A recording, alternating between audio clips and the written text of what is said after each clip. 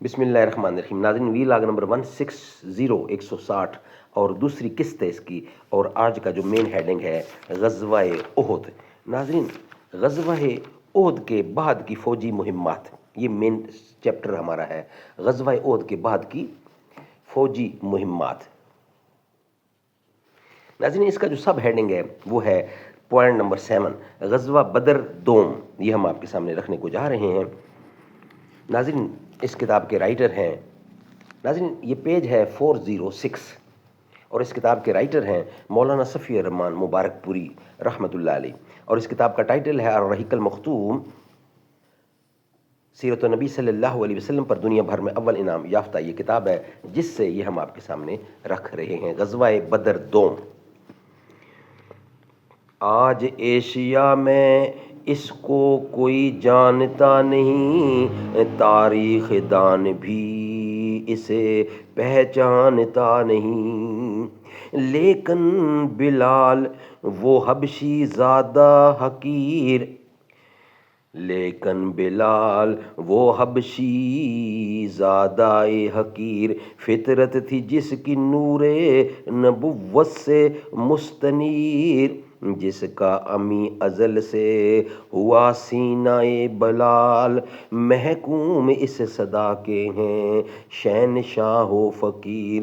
ہوتا ہے جس سے سود و احمر میں اختلاط، ہوتا ہے جس سے اسود و احمر میں اختلاط، کرتی ہے جو غریب کو ہم پہلوئے امیر. 7 نمبر ہے پوائنٹ کا.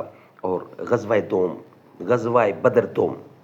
احراب کی شوکت توڑ دینے اور بدوؤں کے شر سے مطمئن ہو جانے کے بعد مسلمانوں نے اپنے بڑے دشمن قریش سے جنگ کی تیاری شروع کر دی، کیونکہ سال تیزی سے ختم ہو رہا تھا اور احد کے موقع پر طے کیا ہوا وقت قریب آتا جا رہا تھا. اور محمد عربی اور صحابہ کرام کا فرض تھا کہ میدان کارزار میں ابو سفیان اور اس کی قوم سے دو ہاتھ کرنے کے لیے نکلیں اور جنگ کی چکی اس حکمت کے ساتھ چلائیں کہ جو فریق زیادہ ہدایت یافتہ اور پائیدار بقا کا مستحق ہو، حالات کا رخ پوری طرح اس کے حق میں ہو جائے.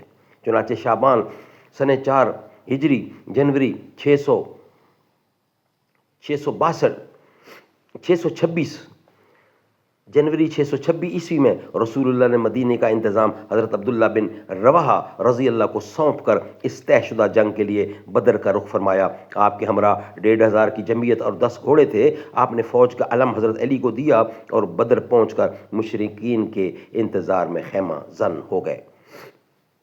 دوسری طرف ابو سفیان بھی 50 سواروں سمیت 2000 مشرکین کی جمعیت لے کر روانہ ہوا اور مکے سے ایک مرحلہ دور وادی مراز زہران پہنچ کر مجنہ نام کے مشہور چشمے پر خیمہ زن ہوا. لیکن وہ مکہ ہی سے بوجھل اور بد دل تھا، بار بار مسلمانوں کے ساتھ ہونے والی جنگ کا انجام سوچتا تھا اور رعب و ہیبت سے لرز اٹھتا تھا. مرا زہران پہنچ کر اس کی ہمت جواب دے گئی اور وہ واپسی کے بہانے سوچنے لگا. بالآخر اپنے ساتھیوں سے کہا، قریش کے لوگوں، جنگ اس وقت موزوں ہوتی ہے جب شادابی اور ہریالی ہو کہ جانور بھی چر سکیں اور تم بھی دودھ پی سکو. اس وقت خوشحالی ہے، لہٰذا میں واپس جا رہا ہوں، تم بھی واپس چلے جاؤ.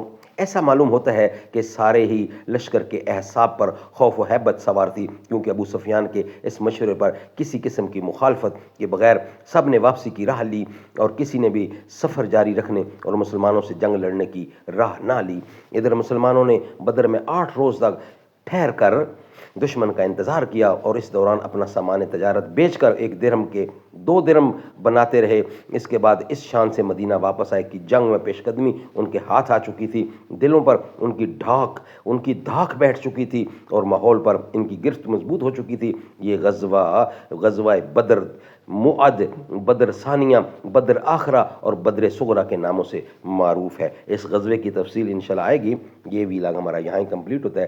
نیکسٹ ویلاگ ہوگا غزوہ دومت الجندل، یہ نیکسٹ ہوگا. یہ ہمارا پوائنٹ نمبر 7 غزوہ بدر دوم کمپلیٹ ہوا الحمدللہ.